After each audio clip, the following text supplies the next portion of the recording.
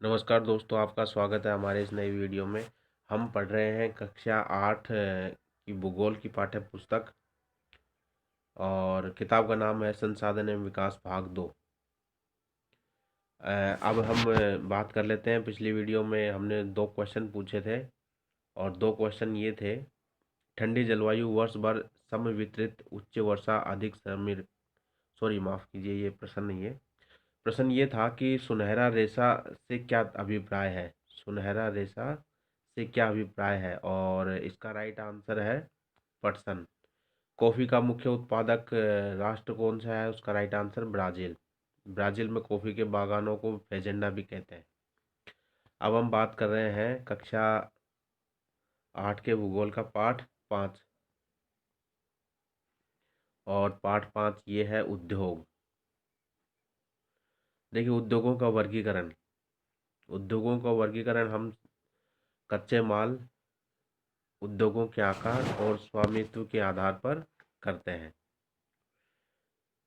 कच्चे माल के उपयोग के आधार पर उद्योग कृषि आधारित हो सकते हैं, समुद्र आधारित हो सकते हैं और वन आधारित हो सकते हैं। यानी हमें इन क्षेत्रों से उद्योगों के लिए कच्चा माल प्राप्त होता है। जैसे कृषि से आपको कपास है, गन्ना है इत्यादि प्राप्त हो सकते हैं और भी बहुत सारे अनाज हैं।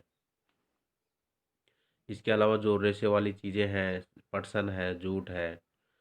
फिर फिर एक कच्चा माल उधर होता है समुद्र आधारित।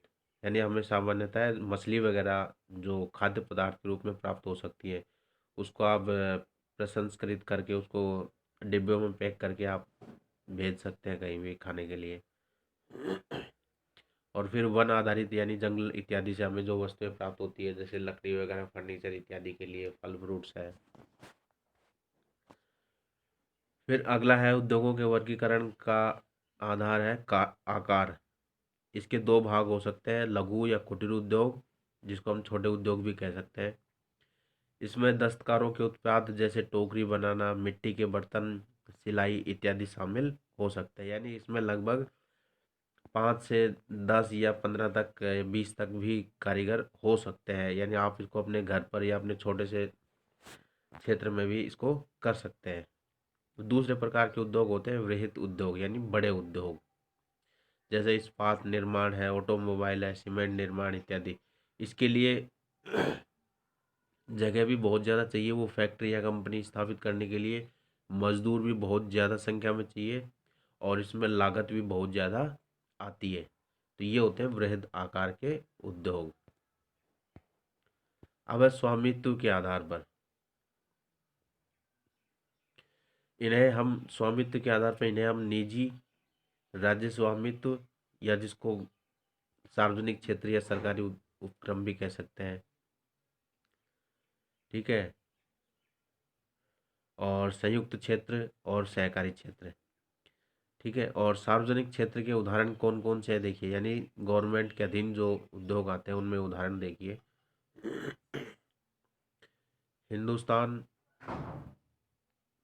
एरोनॉटिक्स लिमिटेड और steel authority of India limited.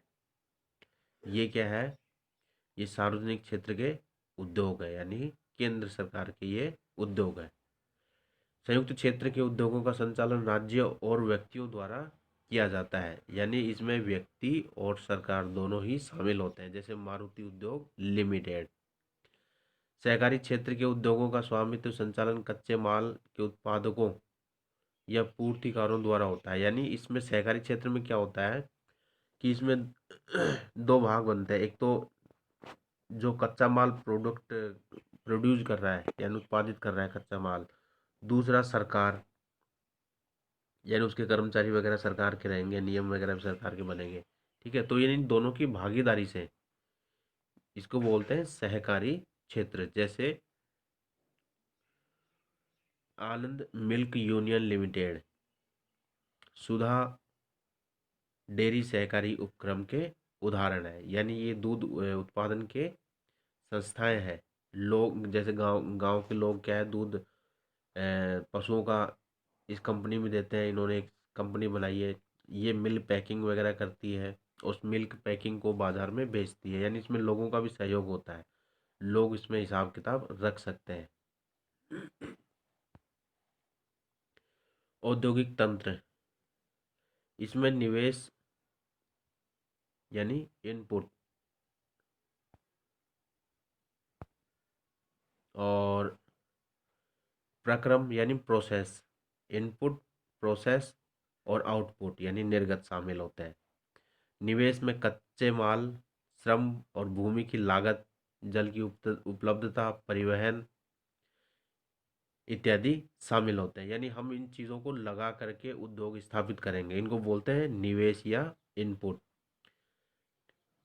प्रक्रम यानी प्रोसेस में क्या क्या शामिल होते हैं, इसमें कई तरह के क्रियाकलाप शामिल हैं, जैसे आप इनकी व्यवस्था करना, जल की व्यवस्था करना, परिवहन वगैरह की व्यवस्था करना, है ना, ये प्रोसेस होता है, प्रक्रम होता है।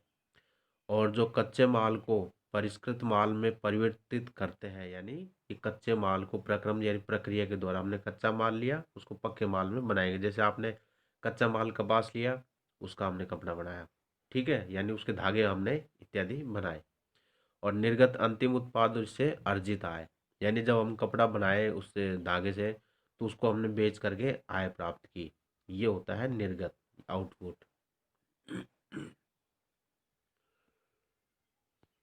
उद्योगों को उद्योगों की अवस्थिति को प्रभावित करने वाले कारक, यानी उद्योग वगैरह जब स्थापित होते हैं उनको क्या क्या कारण होते हैं जो उनको प्रभावित कर सकते हैं।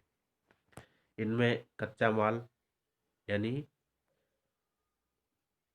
उद्योग यदि कहीं स्थापित है और वहाँ कच्चा माल यदि आसानी से उपलब्ध है, तो वो उद्योग अच्छी तरह लंबे समय तक प्रभावी रूप से चल सकता है। लेकिन कच्चा माल नहीं है तो उसको दूर से कहीं से आयात करना पड़ेगा, उसके लिए क्या होगा, उसके लिए माल भाड़ा इत्यादि लग जाएगा और वो उद्योग घाटे में जा सकता है। इसलिए ऐसे स्थान पर ही उद्योग लगाने चाहिए जैसे जहाँ कच्चा माल प्राप्त हो। जैसे सीमेंट वगैरह का उद्योग है, ऐसे स्थान पर लगाए जाते हैं जहाँ सीमेंट बनाने वाला चूना पत्थर आसानी से उपलब्ध हो जाए। श्रम, यानी श्रमिक वगैरह है, कारखानों में काम करने वाले हैं, वो आसानी से उपलब्ध हो जाए। पूंजी है, आपके बड़ा उद्योग स्थापित कर रहे हैं तो आपके पास पर्याप्त पूंजी होना भी आवश्यक होता है। यदि आपने पूंजी नहीं है और संपूर्ण रूप से ही पूरा पैसा आप मार्केट से उठाते हैं, तो उधारी का स्थापित किया हुआ धंधा चौपट हो सकता है। बाजार, यानी बाजार, आपको माल खपाने के लिए बाजार की भी आवश्यकता होती है। बाजार भी आसपास ही होना चाहिए, आसपास का मतलब है आसानी से आप उसको माल को परिवहन करके बाजार में भेज सकें। जल, चाहे कोई सा भी उद्योग हो उसके लिए जल अति आवश्यक होता है। कुछ ऐसे उद्योग होते हैं जिनके लिए जल अति, बल्कि ये मान लीजिए जल के बिना हो ही नहीं पाता उनका कार्य, ठीक है। जैसे लोहा इस्पात है, इसमें जल वगैरह की भी काफ़ी आवश्यकता होती है, उन मशीनों वगैरह को ठंडा रखने के लिए या उन सामान को धोने के लिए। फिर है विद्युत, आपको विद्युत की उत्पादक आवश्यकता भी बहुत ज़रूरी होती है, क्योंकि मशीनें आजकल विद्युत से ही चल पाती हैं ज़्यादा। भूमि, आपको भूमि पर्याप्त चाहिए। भूमि से तात्पर्य है कि ऐसा समतल मैदानी भाग जहां आप अपने उद्योग धंधे स्थापित कर सकते हैं। देखिए, पहाड़ी दलदली या ऐसा ऊबड़ खाबड़ वाले स्थानों पर उद्योग धंधे स्थापित होने में बहुत समस्याएं आती है, इसलिए भूमि अच्छी होना बहुत ज़रूरी होता है। परिवहन, आपको आसानी से मालगाड़ी के माध्यम से यानी रेलों के माध्यम से या ट्रकों के माध्यम से आप अपने सामान को परिवहन करके ले जा सकें। संचार, यानी संचार की सुविधा, आपको सुविधाएं उपलब्ध होनी चाहिए संचार की, आप किसी से अपने जो माल भेज रहे हैं उनसे कांटेक्ट वगैरह कर सके, उसके लिए भी संचार की सुविधाएं सारी होनी चाहिए। ये थे उद्योगों को अवस्थिति को प्रभावित करने वाले प्रमुख कारक। अब है औद्योगिक प्रदेश। औद्योगिक प्रदेश का मतलब है कि एक ऐसे प्रमुख क्षेत्र जहाँ उद्योग धंधे स्थापित हैं। अब हम इसमें विश्व की बात कर रहे हैं। विश्व के प्रमुख औद्योगिक प्रदेश, देखिए, पूर्वोत्तर अमेरिका क्षेत्र में है, ठीक है। पश्चिमी और मध्य यूरोप में भी उद्योग स्थापित हैं। पूर्वी यूरोप और पूर्वी एशिया भी इसमें शामिल है। पूर्वी यूरोप यानी जो रशिया के साथ जो जो छूते हुए जो सीमा वाले देश हैं, और पूर्वी यानी ये एशिया, सॉरी, रूस के, जापान और ये कोरिया, दक्षिण कोरिया, चीन वगैरह ये शामिल देश है पूर्वी एशिया में। यहाँ उद्योगों के संकेंद्र हैं इन स्थानों पर। ये शीतोष्ण कटिबंधीय क्षेत्रों में स्थापित हो सकते हैं, क्योंकि वहाँ क्या है, न तो ज़्यादा ठंड होती है न ज़्यादा गर्मी होती है। क्योंकि यदि बर्फ़ वगैरह भी गिरेगी तो उद्योग धंधे नहीं चल पाएंगे, और अत्यधिक गर्मी भी होगी तो अनुकूल वातावरण नहीं होने से भी कर्मचारी कार्य नहीं कर सकते। समुद्री पतनों के समीप व कोयला क्षेत्र के नज़दीक स्थापित होते हैं। समुद्री पतन यानी बंदरगाह वगैरह के नज़दीक होते हैं, ताकि पानी के जहाज़ों के माध्यम से एक देश से दूसरे देश तक सामान आसानी से ला सके और ले जा सके। जैसे मान लीजिए कोई देश से सामान बना रहा है, तो उसको समुद्र के किनारे स्थित होना इसलिए ज़रूरी है क्योंकि पानी के जहाज़ के माध्यम से उस सामान को दूसरी जगह भेज सकें और कच्चे माल को जहाज़ों के माध्यम से उस स्थान पर ला सकें। अब है भारत के प्रमुख औद्योगिक प्रदेश कौन कौन से हैं। देखिए, मुंबई पुणे समूह, मुंबई और पुणे में बहुत बड़े बड़े उद्योग स्थापित हैं। बेंगलोर तमिलनाडु प्रदेश में भी उद्योग स्थापित है। इसके अलावा हुगली प्रदेश, हुगली यानी कलकत्ता के आसपास का क्षेत्र है। अहमदाबाद गुजरात में है। वडोदरा, अहमदाबाद और वडोदरा क्षेत्र ये गुजरात में है। छोटा नागपुर प्रदेश ये बंगाल के आसपास। विशाखापट्टनम गुंटूर प्रदेश ये आंध्र प्रदेश के स्थान है। गुड़गांव दिल्ली मेरठ ये राष्ट्रीय राजधानी दिल्ली के आसपास के सारे क्षेत्र हैं।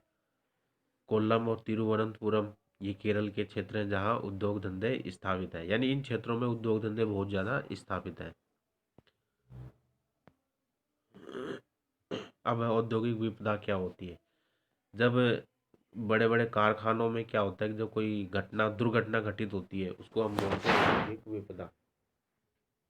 ऐसे लगभग सभी देशों में इस प्रकार की आपदाएं आई है, लेकिन कुछ आपदाएं ऐसी होती है जो सामान्यतः इतनी खतरनाक होती है कि लोगों को उसके दुष्प्रभाव सैकड़ों तो नहीं, कुछ दशकों तक भी भुगतने पड़ सकते हैं। ठीक है। औद्योगिक विपदा भोपाल में 3 दिसंबर 1984 को, तारीख याद रखिएगा, 3 दिसंबर 1984 को, कहाँ, भोपाल में, लगभग रात के 12:30 बजे यूनियन कार्बाइड के कीटनाशी कारखाने से मिथाइल आइसोसाइनेट, MIC जिसको शॉर्ट में हम कह सकते हैं, मिथाइल आइसोसाइनेट गैस का रिसाव हुआ। 1989 में सरकारी सूचना के अनुसार 35,598 व्यक्ति मारे गए। ये तो सरकारी सूचना है 1989 में, और घटना कब हुई, 1984 में, 1984 में, यानी 5 साल बाद रिपोर्ट आ रही है कितने लोग मरे।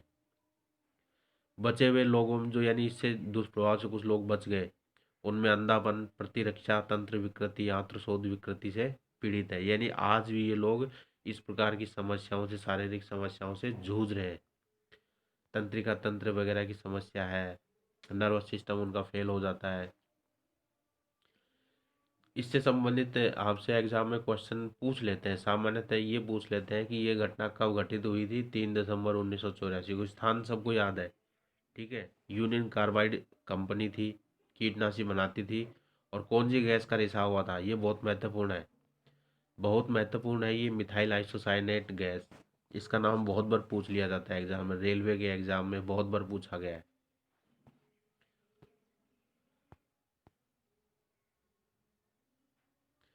और इसके अलावा देखिए, 23 दिसंबर 2005 में चीन के गाओ कायो चोंग गिंग में गैस कूप विस्फोट में, यानी गैस के कुएं के विस्फोट में 243 लोगों की मृत्यु हो गई, 243, और 9,000 लोग दुर्घटनाग्रस्त हो गए। अब आप सोचिए, स्थायी अपंगता भी हो जाती तो उनका जीवन कितना दुर्भर हो जाता है।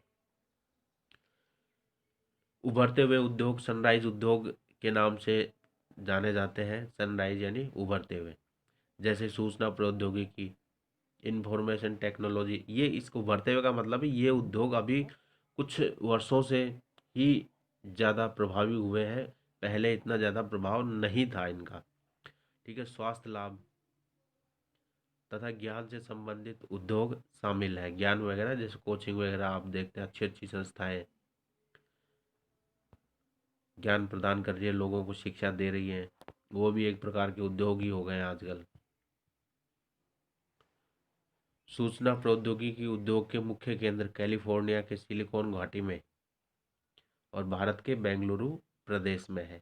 देखिए, सिलिकॉन वैली, विश्व में सिलिकॉन वैली के रूप में कैलिफोर्निया प्रसिद्ध है और भारत में बेंगलुरु प्रसिद्ध है। सिलिकॉन वैली का जब नाम आए तो विश्व के आधार पे आप इसको कर दें और भारत के आधार पे बेंगलुरु को कर दें। लोहा इस्पात उद्योग।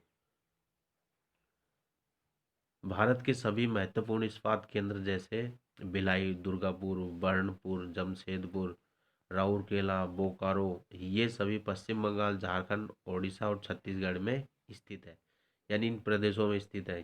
क्यों स्थित है? इसका कारण ये है क्योंकि इन क्षेत्रों से क्या है, हमें लोहा इस जो अयस्क है, लोहा अयस्क क्या है, आसानी से उपलब्ध हो जाता है इन क्षेत्रों में, इसलिए ये इन क्षेत्रों में स्थापित है। क्योंकि दूसरी जगह आप लोहा अयस्क अयस्क को लेकर जाएंगे तो आप उसको माल भाड़ा बहुत भारी पड़ जाएगा। भद्रावती और विजयनगर कर्नाटक में, और विशाखापट्टनम आंध्र प्रदेश में, ठीक है, सलेम तमिलनाडु में अन्य महत्वपूर्ण इस्पात के केंद्र हैं। ये तो पुराने और बड़े स्थापित केंद्र हैं और ये नए स्थापित केंद्र हो रहे हैं। अब हम भारत के एक प्रमुख इस्पात केंद्र का अध्ययन करेंगे। जमशेदपुर देखिए, 1947 से पूर्व केवल एक ही इस्पात कारखाना था, Tata iron and steel company TISCO. Tata iron and steel company TISCO, ठीक है, ये केवल आज़ादी से पहले यही थी और ये झारखंड में स्वर्ण रेखा नदी के किनारे स्थित है। स्वर्ण रेखा और खरकर नदी के संगम पर साक्षी में 1907 में स्थापित हुआ था टिस्को। टिस्को को जो झरिया से कोयला मिलता है, क्योंकि लोहा इस्पात के लिए बहुत महत्वपूर्ण जो चीज़ है, क्योंकि ये कोयले से क्या है, उसको गर्म किया जाता है लोहा इसका को, ताकि उससे लोहा अलग निकाल सके। झरिया कहाँ है? ओडिशा में है। और छत्तीसगढ़ में लोहा है इसका, यानी चूना पत्थर, डोलोमाइट और मैंगनीज इत्यादि प्राप्त होता है। अब है विश्व में एक और लोहा इस्पात का केंद्र है पीटर्सबर्ग। ये यूएसओ का यानी यूनाइटेड स्टेट ऑफ अमेरिका का इस्पात नगर है। यहाँ पर्याप्त मात्रा में कोयला उपलब्ध है पीटर्सबर्ग में, लेकिन लोहा अयस्क के लिए मिनेसोटा से प्राप्त होता है। लोहा अयस्क यानी मिनेसोटा एक प्रांत है, जैसे हमारे यहाँ राजस्थान, गुजरात है ना, ये प्रांत, ऐसे मिनेसोटा वहाँ का प्रांत है यूएसए का। यहाँ से यो लोहा अयस्क लेते हैं और पीटर्सबर्ग में ही कोयला उपलब्ध है। ग्रेट लेक से नौवहन परिवहन होता है, यानी जो उत्तरी अमेरिका की जो 5 प्रसिद्ध झीलें हैं उनमें ग्रेट लेक जो है उसके माध्यम से लोहा परिवहन के माध्यम से, यानी इसको लोहा अयस्क को या उत्पादित माल को दूसरे स्थानों पर पहुंचाया जाता है। बाद में रेल मार्ग से दूसरे क्षेत्रों में भी भेजा जाता है इसको। ओहियो, मोनोगहेला और एल्कनी नदियों से जल प्राप्त होता है, और आज यहाँ केवल लौह इस्पात ही नहीं, अन्य बहुत सारे उद्योग धंधे भी स्थापित हो गए हैं। अब है सूती वस्त्र उद्योग। देखिए, सूती वस्त्र उद्योग, आपको ध्यान है कि जो प्राकृतिक रेशे होते हैं, जैसे ऊन है, सिल्क है, कपास है, लिलन है, ये प्राकृतिक रेशे हैं। और मानव निर्मित रेशे कौन कौन से हैं? नायलॉन, पॉलिएस्टर, एक्रिलिक, रेयॉन इत्यादि। ब्रिटिश शासन से पूर्व जो ढाका का मलमल है वो बहुत प्रसिद्ध था। मसूलीपट्टनम की छींट बहुत प्रसिद्ध थी, जिनको छिंटज भी कहते हैं, छींट को छिंटज भी कहते हैं। कालीकट के कैलिको और बुरहानपुर, सूरत, बुरहानपुर पड़ता है मध्य प्रदेश में। सूरत और वडोदरा के सुनहरी जरी के काम वाले सूती वस्त्र विश्वविख्यात थे। ये कब की बात है? ये अंग्रेजों के शासन स्थापित होने से पहले की बात है। बाद में अंग्रेजों ने तीन उद्योग धंधों को पूरी तरह अपनी आर्थिक नीतियों से पूरी तरह बर्बाद कर दिया। पहली वस्त्र मिल मुंबई में 1854 में स्थापित हुई थी। कब स्थापित हुई थी? 1854 में पहली सूती वस्त्र मिल सफल, ठीक है। इसके अलावा देश में प्रथम वस्त्र उद्योग 1818 में कोलकाता के समीप फोर्ट ग्लेस्टर में स्थापित हुआ था। कब स्थापित हुआ था? 1818 में, ठीक है। फोर्ट ग्लेस्टर यानी कलकत्ता में, पश्चिम बंगाल की राजधानी है कलकत्ता। तो लेकिन ये क्या हुआ कि ये असफल हो गया, कुछ समय बाद ही ये बंद हो गया। कुछ ना कुछ कारण कारण रहे होंगे इसके बंद होने के, लेकिन जो पहली सफल सूती वस्त्र मिल 1854 में मुंबई में स्थापित हुई थी।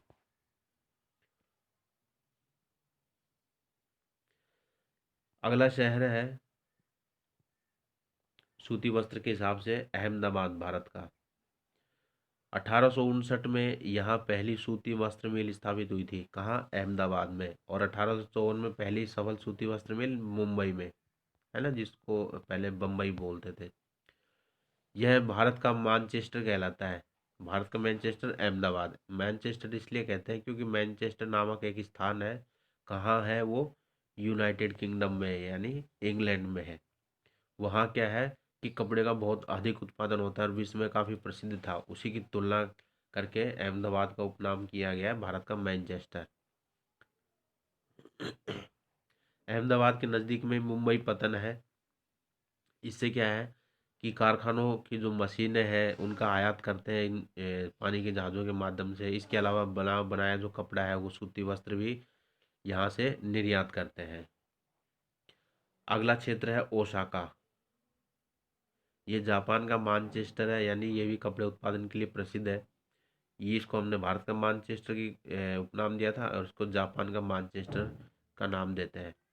यहाँ विस्तृत मैदान है, श्रमिक उपलब्धता है, ठीक है, और योड़ा नदी और पतन की अवस्थिति से सुविधा प्रदान करती है, यानी नदी से पानी वगैरह प्राप्त हो जाता है और पतन के माध्यम से सामान लाया ले जा सकता है। और यहाँ जो कपास है वो मिस्र, भारत, चीन और अमेरिका से आयात की जाती है। ये था आपके प्रमुख उद्योग धंधे विश्व के और भारत के, जिसके बारे में हमने सामान्य जानकारी प्राप्त की। और अब है हमारा क्वेश्चन इस वीडियो से संबंधित। पहला क्वेश्चन ये है, फोर्ट ग्लेस्टर अवस्थित है, यानी फोर्ट ग्लेस्टर कहाँ अवस्थित है? आपको ऑप्शन है पश्चिम बंगाल में, दूसरा ऑप्शन है कैलिफोर्निया में, तीसरा है गुजरात में। और अगला क्वेश्चन ये है, निम्न में से प्राकृतिक रेशा है, प्राकृतिक रेशा कौन सा है? पहला ऑप्शन नायलॉन, दूसरा जूट और तीसरा है एक्रिलिक। तो आपको इन तीन में से राइट आंसर अपने